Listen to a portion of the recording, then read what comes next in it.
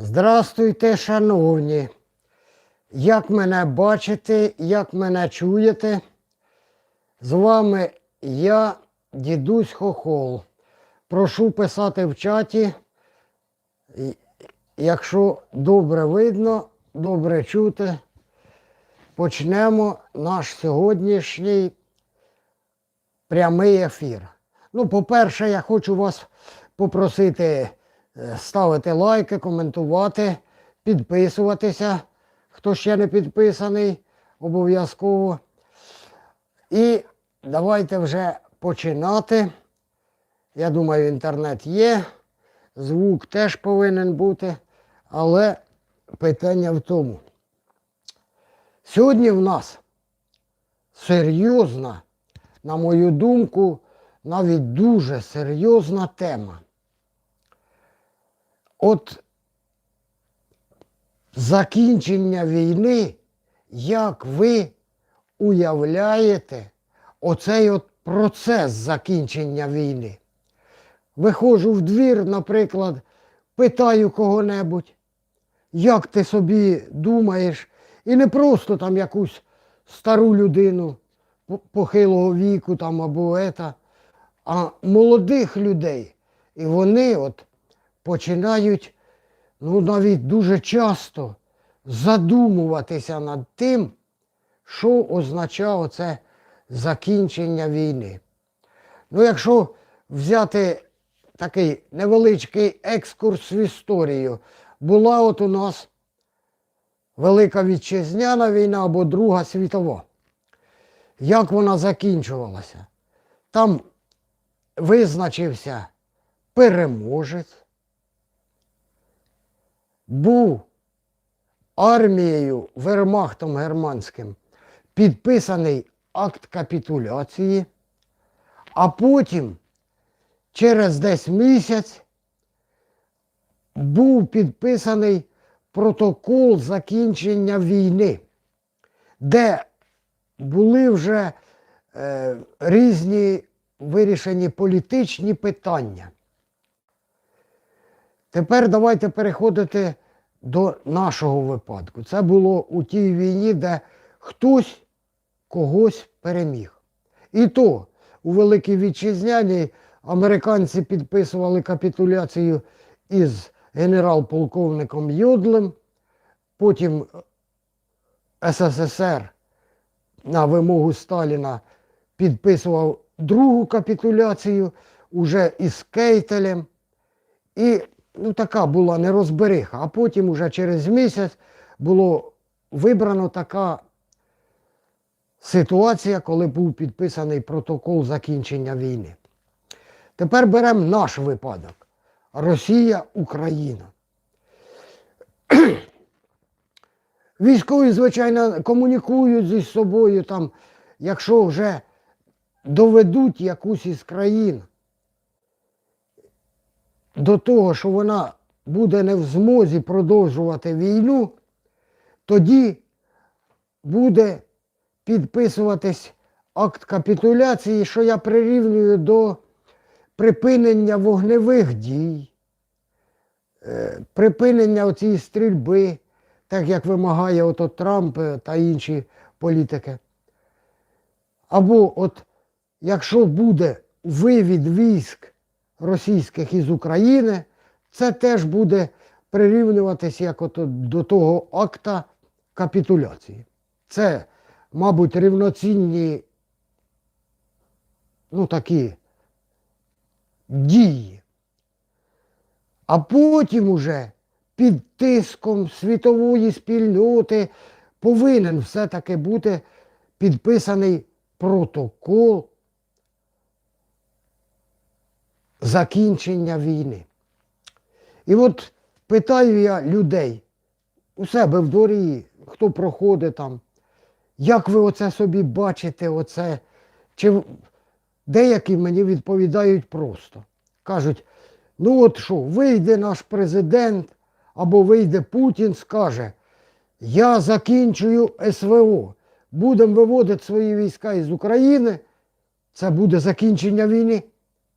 Потім наш президент вийде там зробить заяву, що війна закінчилась, а ми, прості люди, виходимо, дивимося, а над нами, над головою летить.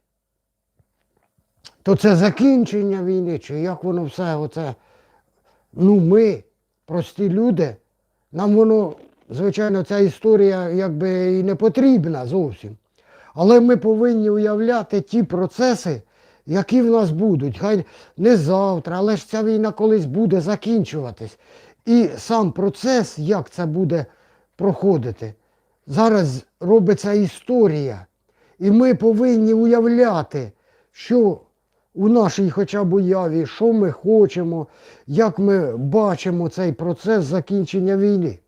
І що буде далі, якісь плани будувати, щось інше на майбутнє.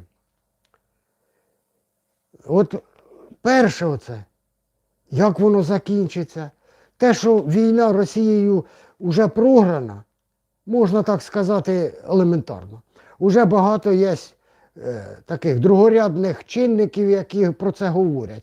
Ото і навіть простий, що виб'ємо всі от НПЗ, не буде вистачати бензину, появиться хаос, там інше у Росії. У нас то підтримують Європа нас. А потім, як воно от буде все проходити? Чи отак об'являть і все, і тишина? Будуть військові там десь кордон встановлювати чи щось, але це знову для політичного того протоколу війни. А перше – це вивод військ російських із України. І вже ми довели ці війська до такого стану, що вони вже вибиваємо ті от НПЗ під вогневим контролем.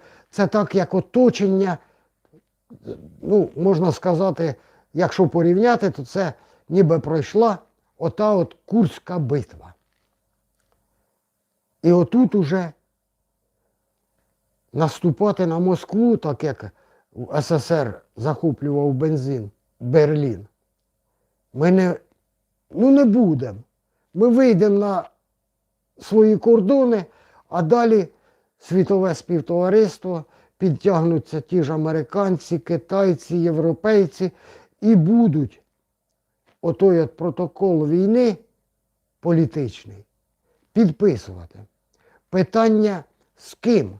Хто залишиться тоді в Росії? Чи військові це будуть робити так, як у Велику світову війну? Можливо, Путін вже буде знищений або десь заховається, що знайти не можна буде. Хтось інший, всі розбіжаться. Хтось буде підписувати цей протокол війни. Ну, це на мою таку простої людини. І росіяни отоді вже відчують, що воно таке війна. Ну от зараз вони прилітають по тому нафтовому терміналу у Санкт-Петербурзі дрони. Вони собі спокійно ходять, знімають на телефони, он дивись, над Фінською затокою летить отой от дрон. Диви, попав. З балконів все знімають. Вони цієї війни не бачили, або бачили її тільки по телевізору, або підвищення цін у магазинах. Вони не знають, що це таке. А в результаті повинні знати сам процес, ото підпишуть той протокол, в якому і репарації ті будуть, а їм виплачувати, не Путіну, не їхньому то керівництву. Оце, ну так я от бачу, отей процес закінчення війни. Але ж це ще ж тільки припинення військових дій, це вивід військ, так як і з Афганістана. От беремо, вивели Радянський Союз з Афганістана свої війська.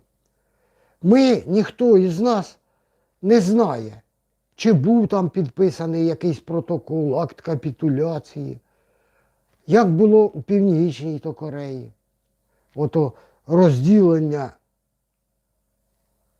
територій, зона якась там, куди не можна підходити, кордонів нема, ніхто нічого не той. Але політичний протокол, він обов'язково буде. І там у Північній Кореї, Південній Кореї він був. І хтось там щось комусь обов'язково виплачували. І репарації за знищене. Це світове співтовариство не дасть. Отут у мене є дідок якийсь в дворі, він каже, Росія ніколи таке не підпише. Він впевнений у цьому. Але от він впевнений, ото може кричати, завіряти, казати, що цього ніколи не буде. Але країна жити у світовому співтоваристві повинна. І оце рік не будуть підписувати, 2 не будуть підписувати, а санкції продовжуватися, якщо не розпадеться ця Росія на частини. І обов'язково їм потрібно буде з кимось вести торгівлю, щось продавати, щось у когось купувати, окремо жити. Ну не вийде, якщо ти не підбудеш інтегруватися у те світове співтовариство. А без підписання оцього політичного проєкту закінчення війни, ну ніяк не вийде. Тому він обов'язково, цей протокол, буде підписаний. І уявіть собі, прийде оцей товариш, новий президент в Росії після Путіна. Як йому піднімати свою країну? Тільки інтегрувавшись у світове співтовариство. Будуть повертати і військових преступників у той Нюрнберзький трибунал, що був ото в Велику Вітчизняну, тепер Гаазький трибунал. Видаватимуть отих військових. Ну, звичайно, будуть казати, що той утік, там юлить будуть, але в результаті їм прийдеться це робити. Бо інакше життя не буде зовсім.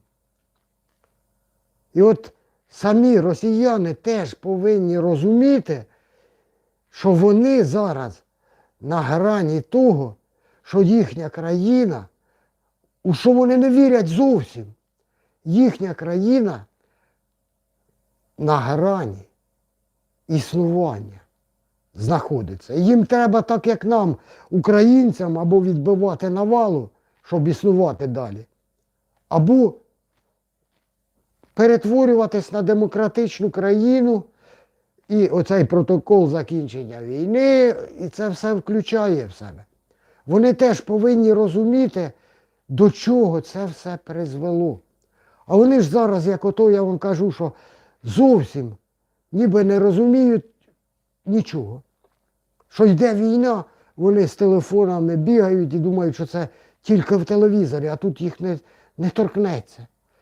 Молоді люди вже починають розуміти, що їхнє покоління із-за отих дідів, що ними керували, пропало все їхнє майбутнє. Вони будуть працювати, у Європу виїжджати їм не буде як, страдати буде оці от пару поколінь, це точно. І вони, молоді люди, вже розуміють. А от бабусі та дідусі, ну, дійсно, або зовсім уже, не хочу я називати, що вони нерозумні люди. Але виходить бабуся і розповідає, що та в нас бензину того стільки, в нас тих сховищ, ну навалом, неможливо того, щоб бензину не було. І от вона про це нічого не зна, але ж стверджує так впевнено. У нас там стільки сховищ, та ми ніяк, та ми не можемо. А коли побачить, як у магазинах перестали продукти привозити, і ще і керівництво себе веде неадекватно зовсім, беруть, знову діють проти Арменії, армянські помідори завозити не можна. Санкції виставляють. А самі потім потім будуть шукати ці помідори, де їх взяти, де їх виростити. Розумієте? Ну це я про росіян одне. Тепер далі. Ми ж в Україні теж повинні розуміти, як воно оце все буде. Зразу демобілізації з армії, як тільки вийде президент, об'явить, що війна закінчилась, в цей же день, на другий день демобілізації не буде. Буде помалу, потихеньку відправляти демобілізувати з цієї армії. І службу будуть інші продовжувати далі. Так що зразу, одночасно все не буде. Якщо, наприклад, у Росії розпадеться країна на частини, як тоді бути з репараціями? Як розділяти ці ядерну зброю? Куди її дівати? А воно таке можливо. Як підписувати той протокол закінчення війни? Але все це буде обов'язково. Можливо, там буде затягуватись якісь там строки. Будуть довші, інші. Але все рівно розподіляти будуть оплату цю. Я, будучи українцем, я б хотів росіян просити, що ви випрошуєте, щоб ті репарації з вас брали не грошима. А ви, наприклад, там домовитеся тим же газом на найдешевшу ціну якусь там встановіть і поставляйте в Україну. Я чого кажу? Нам в Україні потрібно буде корупцію виводити у верхніх ешелонах влади. Якщо ви будете грошима, ми їх пробувати будемо розкрадати. Це обов'язково таке буде. Тому просіть оці репарації, що виплачуємо там 50-70 років, ми подаємо газ от такій ціні, отій от Україні. Там теж корупцію організують обов'язково, але ліпше отаким от чином, щоб ви хоч менше там, залежали, а то будуть налоги підняті, жити не буде за що. Великі проблеми будуть. Розпадеться Росія, чи вона залишиться в єдиних кордонах. Тепер же далі. Ви кажете, що Україна під зовнішнім керівництвом. А у вас оте зовнішнє керівництво після оцього протоколу ніби ж теж чекатиме. Не буде, звичайно, коменданта Росії, так як було у Німеччині.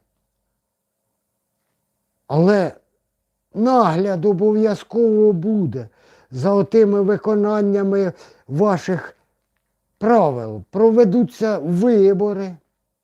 І вже оці от керівники, що були, будуть змінені. Можливо, залишиться якісь там одиниці. Але народ уже почне розуміти, що неможливо це таке робити далі. Оце я цю тему. Ви підписуйтесь, пишіть коментарі. От деякі пишуть у чаті, не будемо ми виплачувати нічого. Так вас заставлять. Люди добрі, як ви не кричіть, але ваше керівництво не зможе жити без інтеграції у світове співтовариство. А для цього прийдеться виконувати правила оті. І те, що ви там верещите, не будемо ми нічого, ніде, ніяк. Це говорить про вашу оту традиційну цінність. Ніде ви не дінетесь уже від цього, люди добрі. І ми зараз я так нарозповідав нібито. приходимо до висновку, що народ маленький, такий, як я, оце, пенсіонери, інші люди, ну просто повинні розуміти, влада буде там за різні заключати, підписувати всі там і папери, все інше. Але мене тривожить про Україну ще свої проблеми. Що треба ж буде обов'язково, ми не хочемо йти захоплювати Москву. Треба підтягувати американців, китайців, європейців, які будуть робити це із росіянами. Примушувати їх от політичний той протокол закінчення війни підписувати.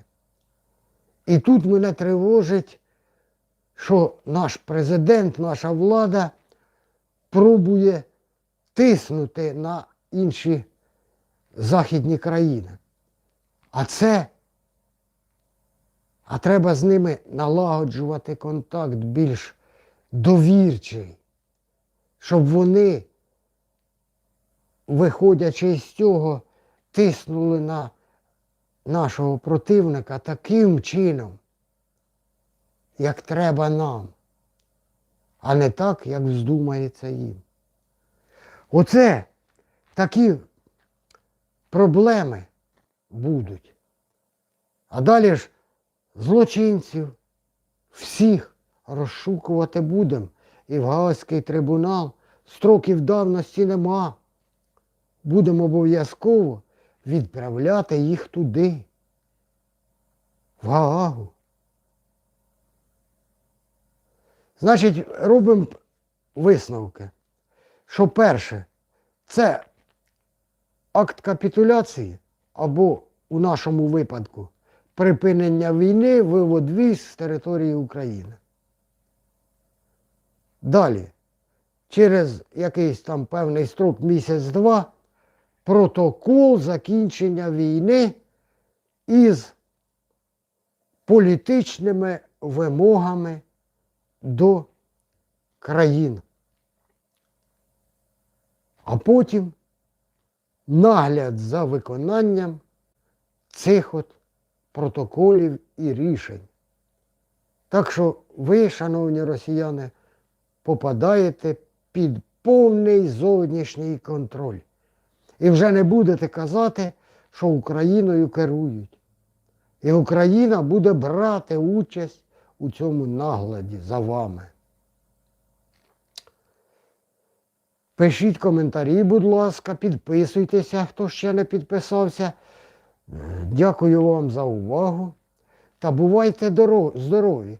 І от кажуть, пишуть мені тут в коментарях, як ти розмріявся, та не буде цього нічого. А ми ж подивимося це. Історія усе покаже. Ми зараз живемо в такі часи, коли оце буде зараз з нами. Дякую вам за увагу. З вами був дідусь Хохол. Будь ласка, і бувайте здорові!